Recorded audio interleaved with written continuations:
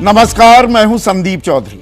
आज सीधा सवाल में मैं बात करने वाला हूं संविधान की, शरीर की और आत्मा की।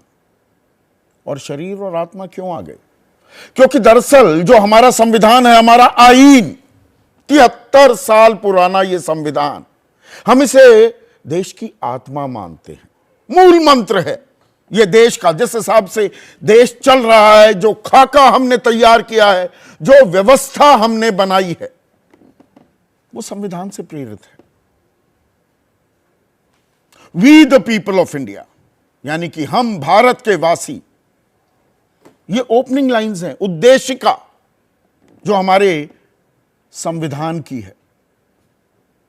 Having solemnly resolved to constitute India into a sovereign, secular, socialist, democratic republic. अब इस आत्मा में ही बदलाव की बात की जा रही है। आत्मा को नश्वर माना जाता है, शरीर बदल जाते हैं, शरीर खत्म होते हैं। आत्मा अजर है, अमर है, ऐसा हम मानते आए हैं।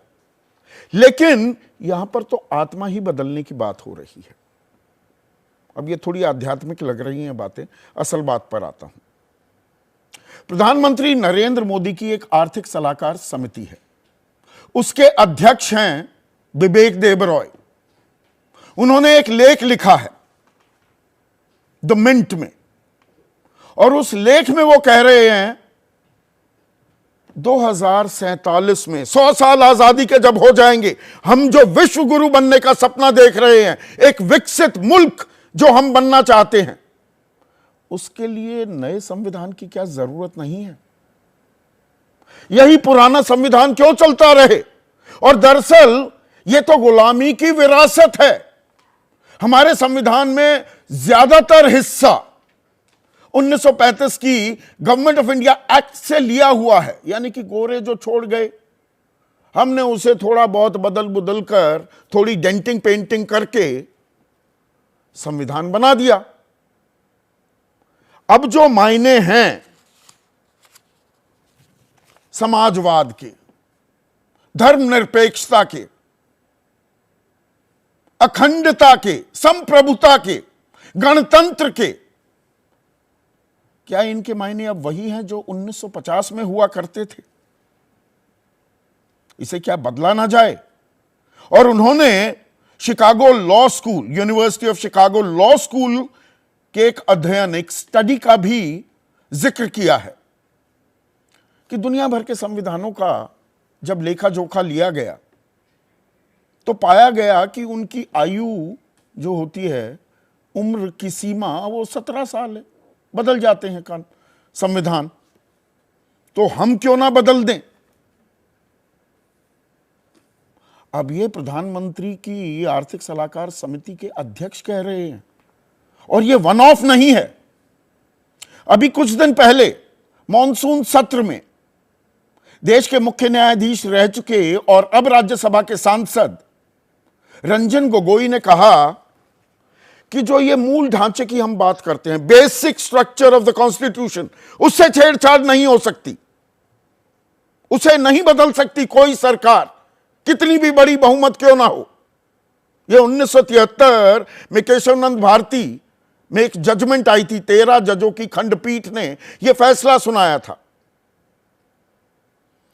कि इस पर भी बहस की जरूरत है कि मूल ढांचा क्या है, what is the basic structure of the constitution, उसे क्यों नहीं बदला जा सकता। यह मुख्य न्यायाधीश रह चुके एक शख्स कह रहे हैं, क्योंकि दरअसल जो सेपरेशन ऑफ पावर्स होती हैं, भाई एक सरकार है, एक संसद है और एक न्यायपालिका है, executive, parliament and the judiciary. और यह system of checks and balances है कि कोई निरंकुश ना हो जाए, बहुमत के साथ सरकार आए तो सब कुछ बदल दे और कानून मुंह ताकता रह जाए, न्यायपालिका मुंह ताकती रह जाए। इसीलिए बेसिक स्ट्रक्चर के साथ छेड़छाड़ करोगे तो ultra vires the constitution, that is bad in law, यानी कि वो कानून ही नहीं बन पाएगा। अब वो कह रहे हैं कि मूल ढांचे को ही बदलने पर बहस होनी चाहिए। तो क्या कुछ तार यहां पर जुड़ते हैं, या दरअसल सारी दुनिया में अगर बदलाव हो रहे हैं, संविधान बदले जा रहे हैं, तो बदलने में आफत क्या है? अब अगर हम 12 एशियाई मुल्कों की ही बात करें, इस बर्रे सगीर की, इस खित्ते की, तो 3 जगह ही संविधान में कोई बदलाव नहीं किया गया है। वो है भारत, ताइवान और दक्षिण कोरिया। जबकि जॉर्डन 2 बार, इंडोनेशिया 4 बार, उत्तर कोरिया 2 बार, पाकिस्तान 3 बार, श्रीलंका 2 बार, वियतनाम 3 बार, म्यांमार 4 बार अपना संविधान बदल चुका है। तो बात सही लगती है, but are we comparing apples and oranges? जब हम विश्व गुरु का सपना देखते हैं बनने का, तो हमारे आगे 4 मुल्क हैं, 4 बड़ी अर्थव्यवस्थाएं हैं। उनमें से 3 पर अगर हम निगाह डालें तो अमेरिका 1787 में संविधान इजाद हुआ, 27 बार ही बदलाव हुए हैं। हमारे यहां 106 बार हम बदल चुके हैं। ऐसा नहीं है कि संविधान को हम बदल नहीं सकते, बदलते हैं, 106 बार बदला। उन्होंने 27 बार ही बदला है, संविधान नया नहीं लिखा। जापान में तो आज तक कोई छेड़छाड़ ही नहीं हुई, जो संविधान तय किया 10 का 10 है। तीसरी सबसे बड़ी अर्थव्यवस्था है। चौथी सबसे बड़ी अर्थव्यवस्था जर्मनी है। 1949, हमारे से 1 साल पहले संविधान लागू हुआ। 2 हिस्सों में बटा हुआ था, ईस्ट एंड वेस्ट जर्मनी, दोनों साथ आए 3 अक्टूबर 1990 को। तब भी कोई बदलाव नहीं किया। तो हम बदलाव क्यों करना चाह रहे हैं? अब सवाल, बदलाव का नाम बहुत बदले जा रहे हैं देश में। नई संसद भी आ गई है, राजपथ कर्तव्य पथ हो गया है, 7 RCR लोक कल्याण मार्ग हो गया है, शहरों के नाम बदले जा रहे हैं, म्यूजियम्स के नाम बदले जा रहे हैं। पर अब नौबत संविधान बदलने की आ गई है क्या? और RSS ने, राष्ट्रीय स्वयंसेवक संघ ने, जब संविधान लागू भी हुआ तब भी इसे माना नहीं था। बल्कि सावरकर तो सीधा सीधा कहते थे कि मनुस्मृति ही हमारा मूल मंत्र होना चाहिए, हमारा ग्रंथ होना चाहिए, उसी के हिसाब से देश चलना चाहिए। तिरंगे को लेकर विवाद होते रहते हैं, विपक्ष आरोप लगाता है 50 साल तक नागपुर में तिरंगा फहराया नहीं गया था RSS के हेडक्वार्टर्स में। अब इसके भी अतीत को अगर हम खंगालें तो हम क्या पाते हैं? 1989 से लेकर 1991, फिर 1996, इन तमाम सालों में बीजेपी लगातार संविधान बदलने की, उसके रूप को, उसके चरित्र को बदलने की हिमायती रही है। अपने घोषणा पत्र में भी इसे शामिल किया। 2000 में एक आयोग भी बनाया गया। उस आयोग का नाम था national commission to review the working of the constitution. MN Venkat Chelaiah chief justice रह चुके थे सुप्रीम कोर्ट के, उन्हें इसका अध्यक्ष बनाया गया। विपक्ष ने उस वक्त ऐतराज किया था, 250 सिफारिशें भी दी इसने 31 मार्च 2002 को, लेकिन संसद के सामने कभी पेश नहीं हुई, वो रद्दी के टोकरे में ही चला गया। फिर 2017 में आवाज फिर से उठी, और आवाज उठाने वाले थे गोविंदाचार्य। बल्कि 2016 उन्होंने कहा, हम भारतीयता को प्रतिबिंबित करने के लिए संविधान को फिर से लिखेंगे। के सुदर्शन प्रमुख रह चुके हैं संचालक, उन्होंने कहा कि संविधान को दोबारा लिखना चाहिए, इस बारे में मुहिम चलाएंगे।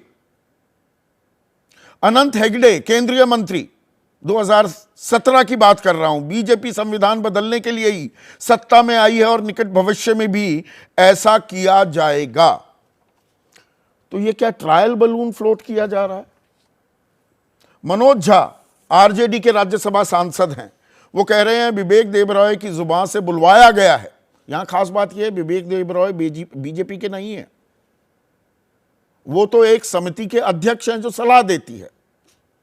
ठहरे हुए पानी में कंकड़ डालो और अगर लहर पैदा कर रही हो तो और डालो और फिर कहो अरे ये मांग है। ये कह रहे हैं यहां पर विवेक देबरॉय। और जयराम रमेश कह रहे हैं ये तो संघ परिवार का एजेंडा रहा है, सावधान रहे भारत। तो क्या सियासत हो रही है या बदलते समय की ये मांग है कि नया संविधान भी हो? इसी पर आज हम चर्चा करेंगे। और ऐसे में आज का सीधा सवाल, नया संविधान बदलेगा हिंदुस्तान? और इसके कई पहलू हैं। और संविधान गुलामी की विरासत या हो रही खालिस सियासत? चर्चा में मेरे साथ बीजेपी की तरफ से सौरभ मालवीय, कांग्रेस के राष्ट्रीय प्रवक्ता सचिन सावंत, एलजेपी रामविलास पासवान गुट के नेशनल वाइस प्रेसिडेंट और मुख्य प्रवक्ता वकील भी हैं AK वाजपेयी, देश के जाने माने पत्रकार, और ये इंग्लैंड में भी वक्त बिता चुके हैं। वहां पर दरअसल लिखित संविधान नहीं है, वो सब ओरल है, वो भी चल रहा है, वहां भी रहे हैं आलोक जोशी। और साथ ही साथ अंबेडकराइट हैं और सोशल साइंटिस्ट हैं प्रोफेसर विवेक कुमार भी इस चर्चा में जुड़ेंगे। तो सौरभ, ट्रायल बलून फ्लोट किया जा रहा है, था ली जा रही है पानी में, ठहरे हुए पानी में कंकड़ मारा जा रहा है कि कितनी लहरें बनती हैं नए संविधान की बात करके।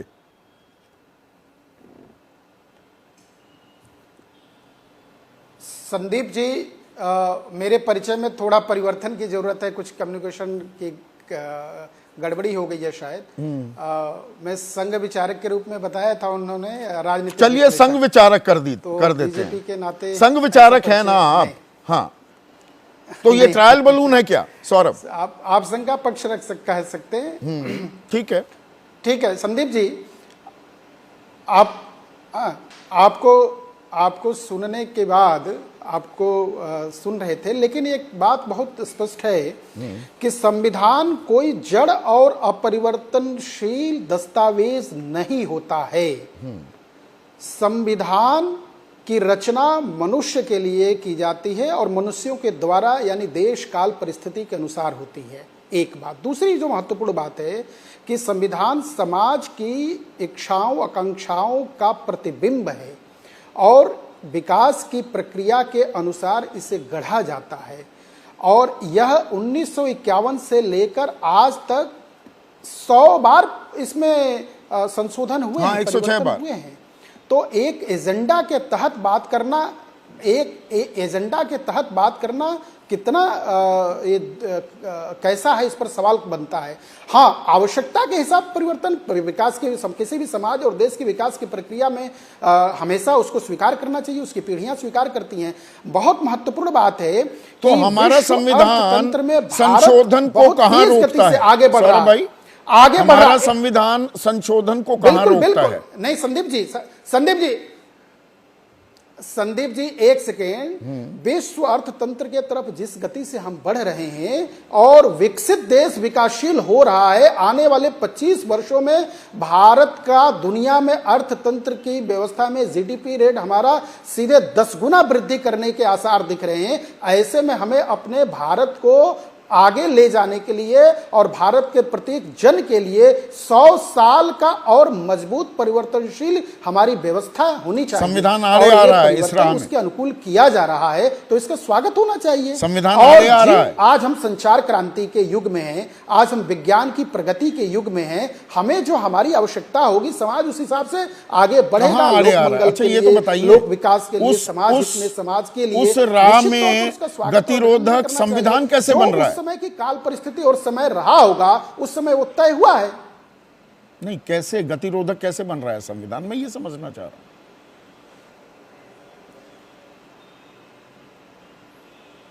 आवाज आ रही है आपको सौरभ?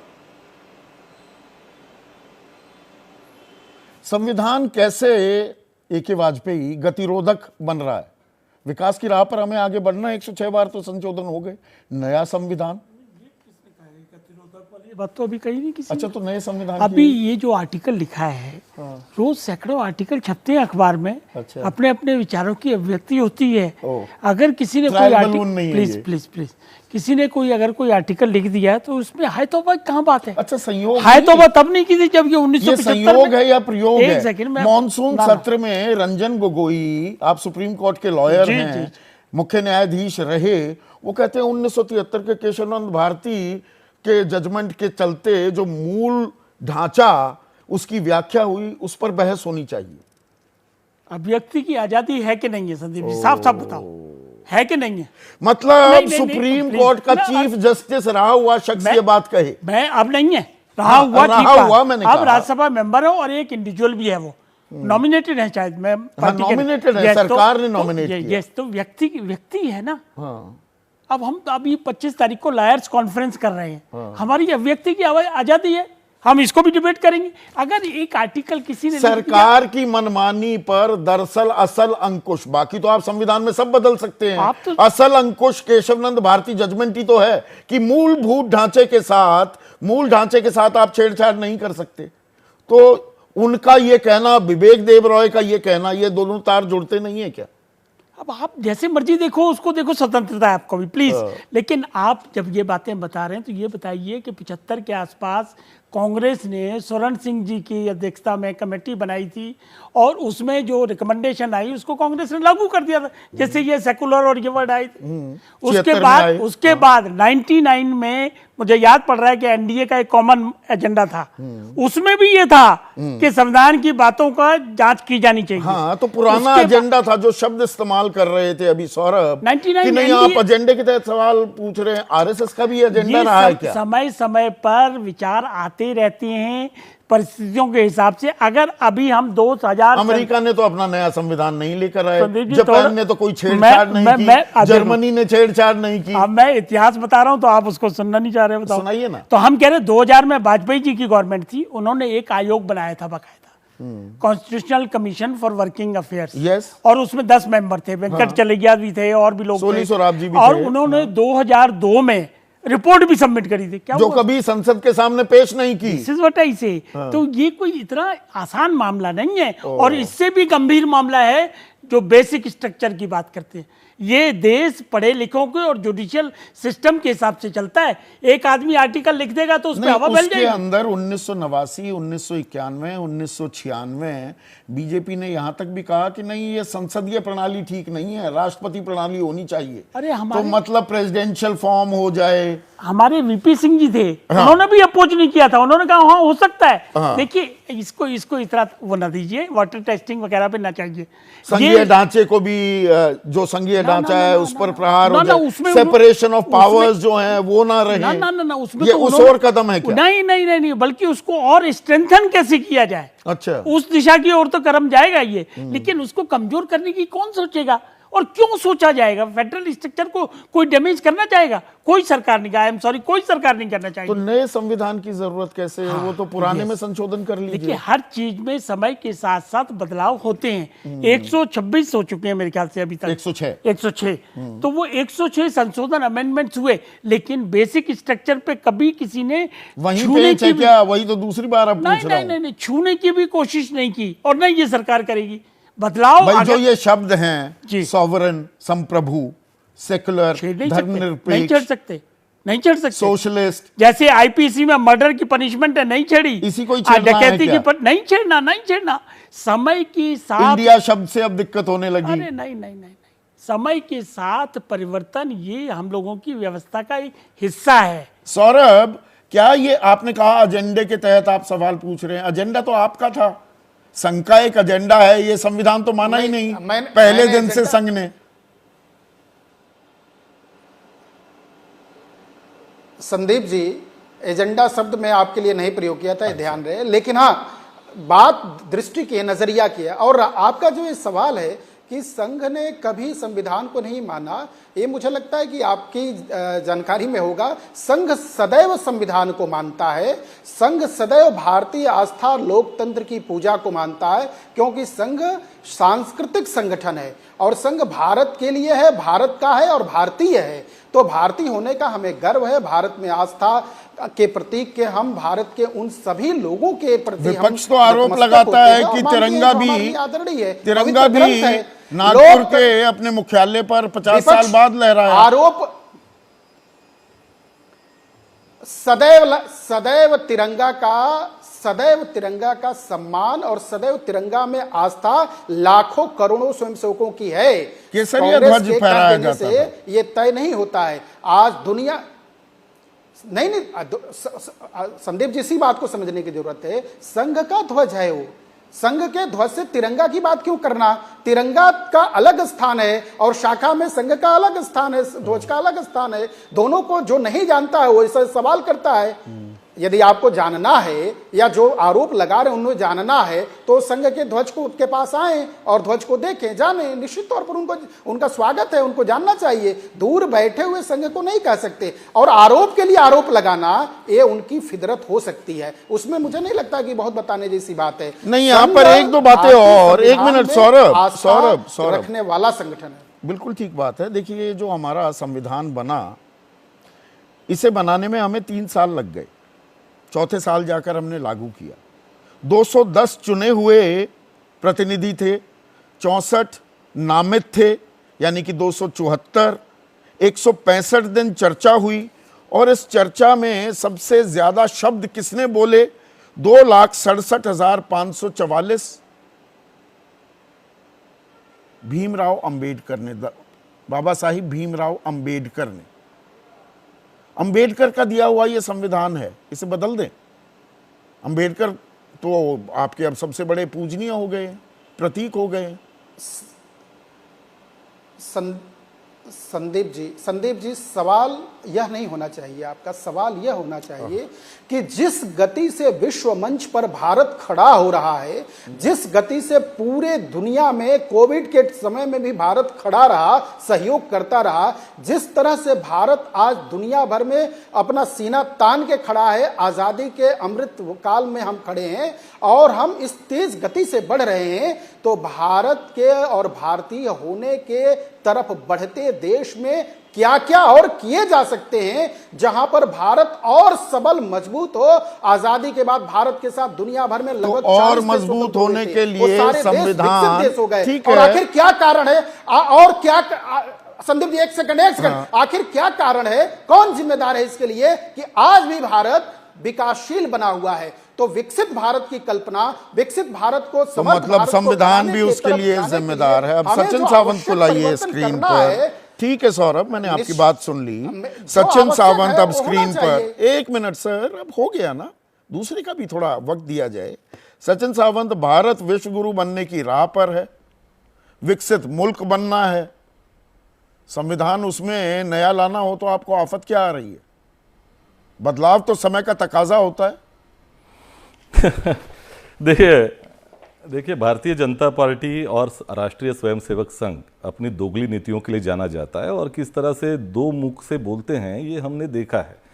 पहले तो इनकी सोच में जो संविधान एक प्रश्न चिन्ह बन के खड़ा हुआ है वो 1950 से बना हुआ है। आप जब इसका जायजा लिया था पूरे इतिहास का, तो उस वक्त में भारतीय जनता पार्टी तो थी नहीं, लेकिन राष्ट्रीय स्वयंसेवक संघ की भूमिका क्या थी तो उजागर हो चुका है। ऑर्गेनाइजर ने खुद कहा था। अब इन्होंने तिरंगे की बात की तो मैं इतना जरूर कहना चाहूंगा कि जनता को यह भी ध्यान रखने की आवश्यकता है कि न बल्कि 52 साल उन्होंने अपने कार्यालय पे तिरंगा फहराया, बल्कि ऑर्गेनाइजर में उन्होंने कहा था कि तिरंगे में 3 रंग है, वो अशुभ है इस देश के लिए, तो यह भी उन्होंने कहा था। और उससे पहले अगर जाएंगे तो 1930 में जब कांग्रेस पार्टी ने, तब की भारतीय राष्ट्रीय कांग्रेस ने पूरे देश भर में तिरंगा फहराने के लिए आह्वान किया था, उस वक्त में हेडगेवार जी ने उसका विरोध करके सिर्फ वो जो अभी झंडा फहराते हैं वो वही फहराया था। तो ये संघ का तिरंगे के प्रति और देश के संविधान के प्रति जो अनादर है वो पहले से उजागर हो चुका है। ऑर्गेनाइजर में उन्होंने बल्कि ये कहा था कि मनुस्मृति है तो संविधान की आवश्यकता क्या है? नहीं, ये बातें तो मैंने बोल दी हैं। नहीं, ये सवाल मैंने पूछ लिए। सचिन, सवाल बड़ा सीधा है, लेकिन देश बदल रहा है तो संविधान भी बदल जाए तो क्या है? ऐसा कौन सा सैक्रोसैंक्ट है कि नहीं बदला जा सकता? दुनिया भर में बदला जा रहा है। 17 साल उसकी आयु सीमा होती है। उस स्टडी को कोट किया है विवेक देबरॉय ने। देखिए, देश जिस संविधान का आधार लेकर ये बातें कही जा रही है, मुझे अफसोस के साथ कहना पड़ता है, उसी संविधान ने इस देश की विज्ञान को मंगलयान तक पहुंचाया है। तो ये निश्चित तौर पर ये दिखावे की बातें बाजू में रखें। इस देश के संविधान को, इस जनता को, जो प्रजा थी उसको नागरिक बन के मतलब उसमें परिवर्तन किया है। एक आदर की भावना, सम्मान की भावना, शोषण मुक्त राष्ट्र की भावना इस संविधान ने दी, जिसके लिए गांधी जी ने अपने प्राणों का त्याग भी किया था। तो निश्चित तौर पर विकासशील देश ही बनकर क्यों रह गए? मतलब आज सिर्फ तो हम विकसित मुल्क क्यों नहीं बन पाए? ये सौरभ सवाल पूछ रहे हैं, उनका जायज सवाल है। विकासशील ही क्यों बनकर रह गए? 2013 में 5 फ्रेजाइल इकोनॉमीज में हम क्यों थे? तो ये उसके लिए संविधान कब से अड़सर हो चुका है।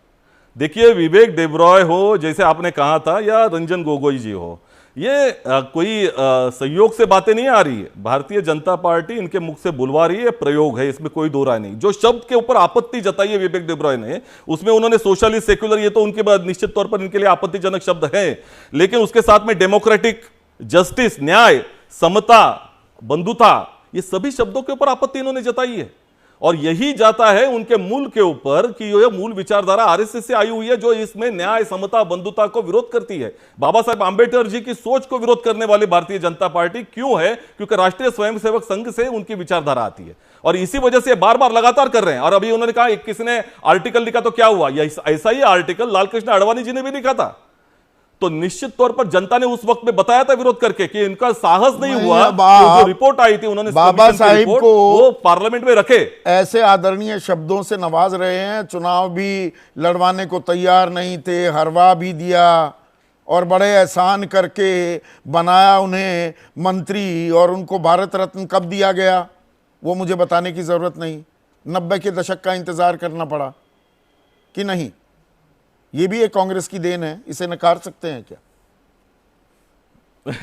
देखिए, पहले तो बाबा साहेब आंबेडकर जी को चुन के वही कॉन्स्टिट्यूशन में, असेंबली में लाने का काम कांग्रेस पार्टी ने किया था। और आज जो आरएसएस की बात करते हैं ये लोग बाबा साहेब आंबेडकर के बारे में, तो अब जब हिंदू कोड बिल की बात आई थी तो बाबा साहेब आंबेडकर के पुतले इन्होंने ही जलाए थे। तो निश्चित तौर पर इतिहास इनके साथ में नहीं है। ये देश को शोषण के साथ राज्य में लेके जाना चाहते, वही वर्ण व्यवस्था का राज हो, यही आरएसएस की सोच है। और इस संविधान ने क्या किया? इस संविधान ने इस देश को शोषण से मुक्ति दिलाई, वर्ण व्यवस्था के जो वर्चस्व को दूर कर दिया और सभी को समानता के राह पे लेके आए। इसलिए गांधी जी का विरोध ये करते थे। 1934 से ये जो प्रयास गांधी जी ने शुरू किए, तो उनके ऊपर 7 बार हमले क्यों हुए थे? यही सोच थी। गोडसे की भी यही सोच थी। तो आज वही रास्ते पे लेके जाने का काम अगर ये कर रहे हैं तो निश्चित तौर पर विरोध होगा। हम चुनौती देते, संदीप जी, हम चुनौती देते हैं भारतीय जनता पार्टी को। जो ये ऐसे जो रंजन गोगोई जी के मुंह से या विवेक देबरॉय के मुंह से बोलने के बजाय खुलकर सामने आए और बताएं संविधान में आप संशोधन करना चाहते हैं या संविधान को बदलना चाहते हैं। निश्चित तौर पर भारतीय जनता पार्टी की सोच यही है। वो राह देखते हैं, पानी कितना गर्म है वो देखने की इनकी साजिश होती है। ठीक है, अभी हम ट्वीट भी दिखा रहे हैं लालू प्रसाद यादव का, AK वाजपेयी, कि क्या प्रधानमंत्री की बिना मर्जी के बोल रहे हैं विवेक देबरॉय? सरकार को क्या रुख साफ करना चाहिए? नहीं, विवेक ओबराय कोई किसी पार्टी के, हाँ, देबरॉय पर किसी पार्टी के तो है नहीं, सलाहकार समिति के अध्यक्ष हैं। एज ए इंडिविजुअल कैपेसिटी में अपने मेरिट्स की वजह से वो बने हुए हैं। देखिए, सरकार को कहना होगा तो खुद कह लेगी, लेकिन ऐसा नहीं है। इस आर्टिकल को तूल मत कीजिएगा। आडवाणी के आर्टिकल की बात करें, कब आया था ये? 30 साल पहले आडवाणी साहब का आर्टिकल आया था। वाजपेयी साहब ने कमेटी कब बनाई? 2000 में संविधान की समीक्षा करने के लिए आप निश्चिंत एक आयोग बना था, नहीं बना था कि बना था? उसने रिपोर्ट अनंत हेगड़े ने कहा अब सत्ता में आई संविधान को बदलने के लिए, 2016 में बोला अनंत हेगड़े ने। आयोग बना था, आयोग ने अपनी रिपोर्ट रखी, लेकिन उसकी रिकमेंडेशन पे कोई कार्रवाई तो नहीं हुई। हाँ, तो आज उस बात को 23 साल हो गए। जैसे 370 राम मंदिर बैक बर्नर पर उस टाइम चला गया था, वो आ गया, तो अब ये वक्त भी आ गया क्या? ये तो सवाल पूछा जाएगा। एक बात तय है कि वक्त के साथ परिवर्तन होते रहना चाहिए। ये उसी की शुरुआत है क्या? ये उसी अभी के वाटर टेस्ट किया जा रहा है। देखिए, अगर जैसे जैसे वक्त बीतेगा तो अगर जरूरत होगी तो उस पर कार्रवाई भी होगी। ये भी सरकार का विजडम है। विवेक कुमार, कैसे देखते हैं आप ये? ये अनायासी एक व्यक्ति की अपनी राय हो सकती है, देश बदल रहा है भाई संविधान भी बदल दो, नया संविधान ले आओ, ये उनकी राय भी हो सकती है। संयोग है, प्रयोग है, किस तरह से आंकते हैं आप इसे?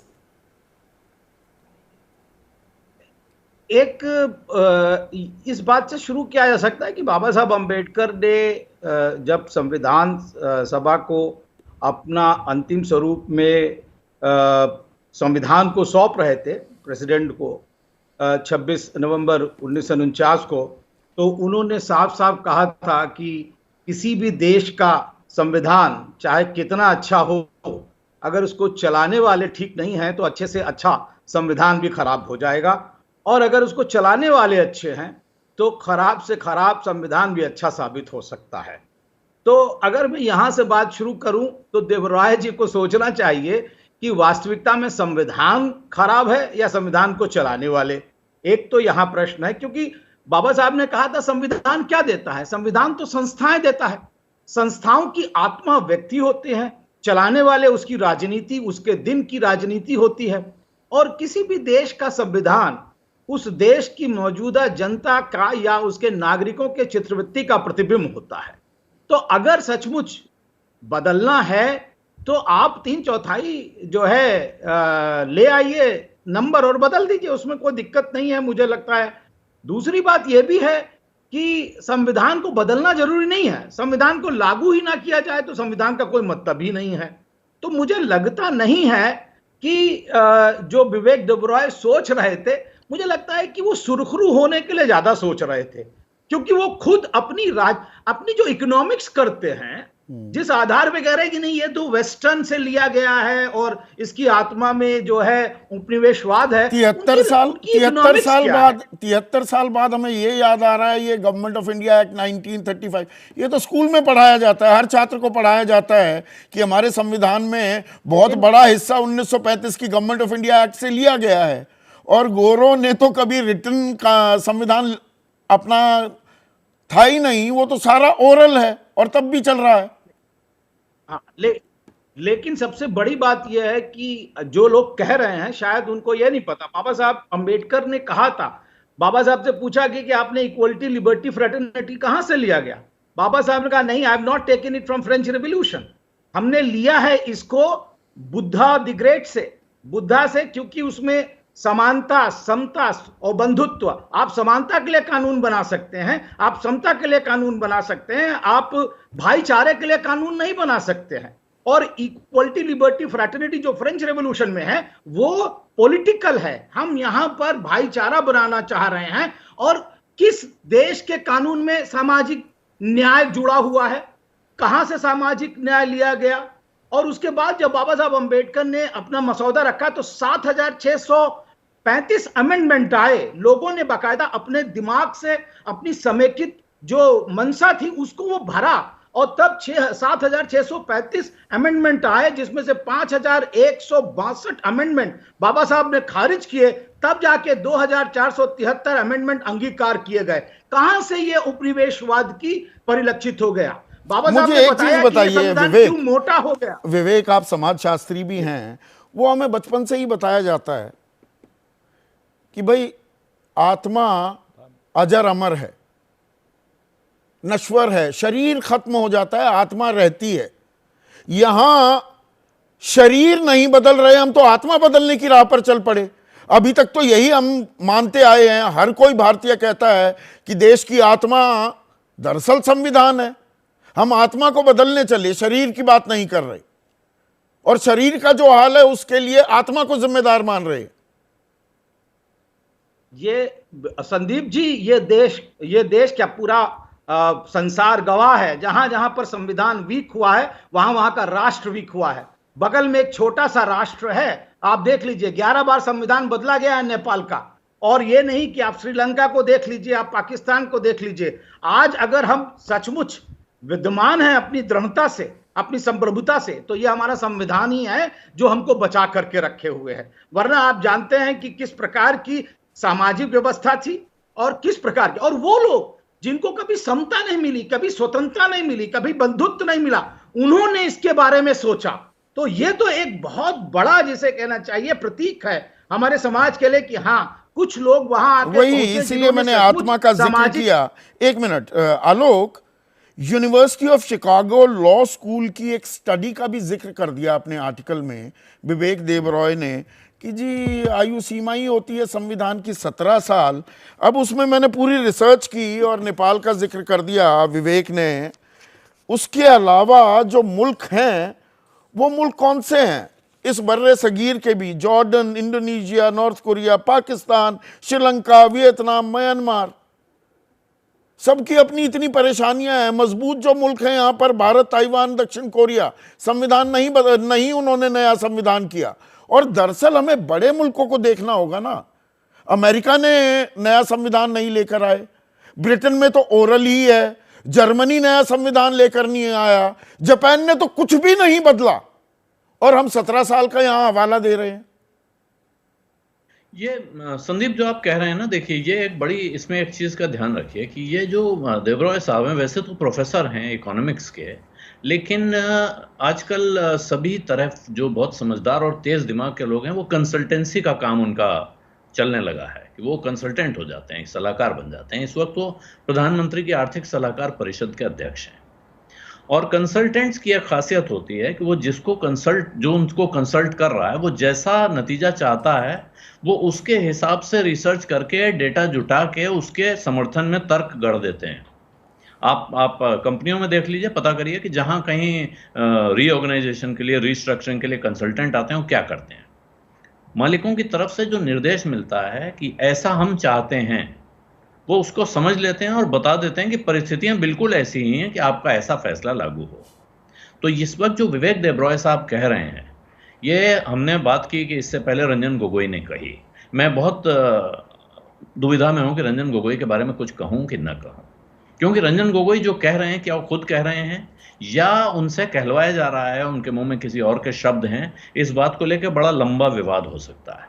लेकिन रंजन गोगोई के पहले हमारे उपराष्ट्रपति जगदीप धनखड़ जी भी ये मामला उठा चुके हैं।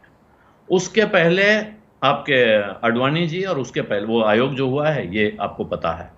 आपने अभी एक बात कही कि आत्मा अजर अमर है, और यहां सारा झगड़ा यही है कि क्या आत्मा को रखना है कि नहीं रखना है। शरीर का झगड़ा नहीं है संदीप, मेरे हिसाब से। इस संविधान में कितने भी बदलाव हो सकते हैं, संविधान बिल्कुल पूरी तरह नया लिखा जा सकता है। कम से कम मुझे या मेरे जैसे बहुत सारे लोगों को इसमें कोई एतराज नहीं होगा। प्रश्न ये है कि इस देश को जिन बुनियादी सिद्धांतों के आधार पर आज़ादी की लड़ाई में लोगों ने इसको जहां देखा और ये जहां पहुंचा है पिछले 70-75 साल में, क्या हम उस रास्ते पे आगे बढ़ना चाहते हैं, हम उस रास्ते को बदलना चाहते हैं? और यहां पर यह भी कहा जा रहा है, एक सेकंड के लिए आलोक आपको रोक रहा हूं, कि संविधान रोड़ा बन रहा है, हम विकसित मुल्क बन सकते हैं, इसीलिए नया संविधान भी चाहिए। प्रधानमंत्री की आर्थिक सलाहकार परिषद के अध्यक्ष विवेक देबरॉय कह रहे हैं देश को नए संविधान की जरूरत है। ये ट्रायल बलून है, सरकार की इजाजत से हो रहा है या निजी राय है, चर्चा तो कर ही रहे हैं। लेकिन आलोक, अगर हमें विकसित मुल्क बनना है 2047 तक, विवेक देबरॉय का यह मानना कि यह संविधान आड़े आ रहा है, नया संविधान आए, तो अगर वो ये विचार व्यक्त करते हैं तो इसमें गलत क्या है? पर क्या उन्हें यह भी बताना चाहिए यह संविधान कहां आड़े आ रहा है हमें विकसित मुल्क बनाने में? देखिए, जो वो लिख रहे हैं, अगर उनके लेख को आप पढ़िए संदीप, तो बहुत सी बातें खुल जाती हैं, उन पे हम लोगों को बहुत कयास लगाने की जरूरत नहीं रह जाती है। वो ये बता रहे हैं कि क्या क्या होना चाहिए, कैसे होना चाहिए कि देश के 2047 तक डेवलप्ड इकोनॉमी बनने के लिए तमाम एक लंबा उन्होंने पैरा पूरा लिखा है कि हमें इस देश में अपर मिडिल इनकम स्टेटस की तरफ हमें बढ़ना है और transformation in the nature of poverty, ये अब ये एक गणित बता रहे हैं। दूसरा कह रहे हैं कि everyone would like these changes to be citius, altius and Fortius.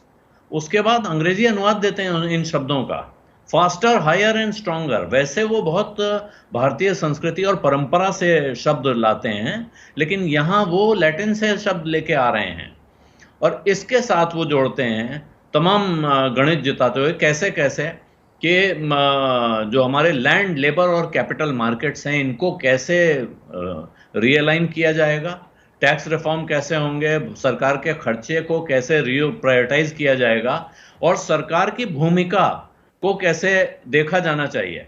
लेकिन इसके साथ अब वो आते हैं कि इसके लिए सबसे बड़ी चीज है संविधान। Bedrock is the constitution, everything else follows. फिर वो बता रहे हैं कि संविधान में बहुत बदलाव हुए हैं 1950 से अब तक, लेकिन 1973 में हमें बताया गया है कि इसका बेसिक स्ट्रक्चर यानी इसकी मूल भावना के साथ छेड़खानी नहीं हो सकती है।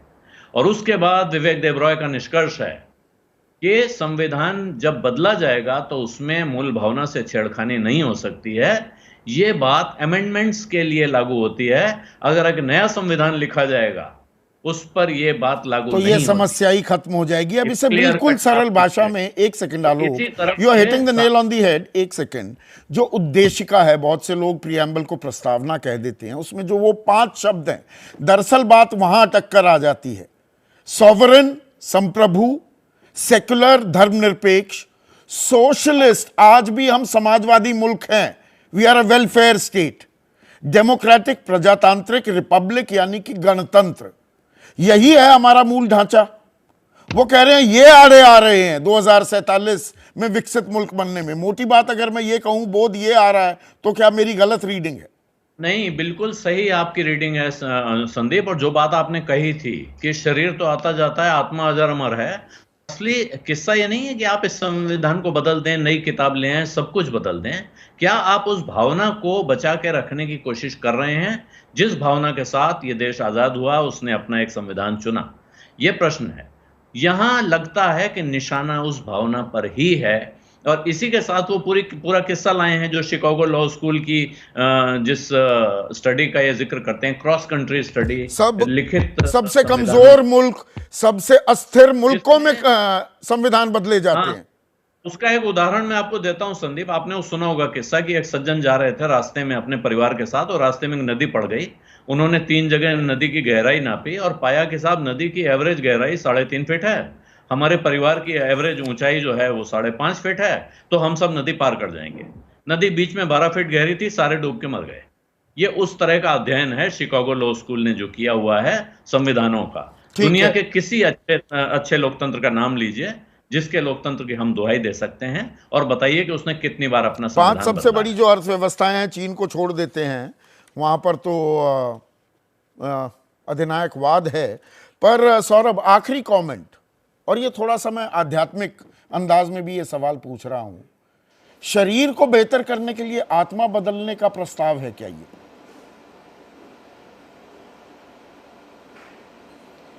देखिए संदीप जी, विवेक जी का ये लेख, यह जो लेख है, ये तो बेहतर उनकी मंशा वही बताएंगे, लेकिन ये विषय चर्चा का है, इस नाते इस बात को रखने में मुझे लग रहा है कि भारत की आत्मा, भारत की लोकतंत्र और भारत का लोकतांत्रिक मंदिर सदन है। ये भारत की प्रत्येक जनता के लिए तीर्थ है और मुझे लग रहा है कि हर व्यक्ति इसको मानता है, स्वीकारता है और इस पर गर्व करता है। इसलिए यह सवाल इस तरह से खड़ा कर देना, मुझे लगता है कि अलग अलग विचार मत आ सकते हैं। रही तो मतलब चर्चा करने में क्या दिक्कत है? अलग अलग विचार सामने आ सकते हैं। सचिन प्लीज 20 सेकंड में कंक्लूडिंग कमेंट। मेरी बात चर्चा हो सकती है। सचिन को लाइए स्क्रीन पर। सबका विकास, संदीप जी, सबका विकास, सचिन को स्क्रीन पर लाइए। सबका विकास। इनको जरा चुप बैठाएंगे तो मैं बात करूंगा। आप बोलिए ना प्लीज। देखिए, पहले तो ये है कि जो सवाल आपने पूछा था कि आत्मा बदलने की कोशिश, जब आत्मा बदलने की कोशिश होती है तो शरीर मर जाता है, ये ध्यान में रखना आवश्यक है। और ये जो भाषा विवेक देबरॉय बोल रहे हैं वो पूरी तरह से गोलवलकर की भाषा है। और आज भी आरएसएस का हर एक कार्यकर्ता हो जो अभी संविधान पद पे बैठे हुए हैं, वो संघ की शाखा में जाकर यही बोलते हैं, नमस्ते नमस्ते सदा वत्सले जब बोलते हैं तो उसमें हिंदू राष्ट्रभूत संभूता ये बोलते हैं।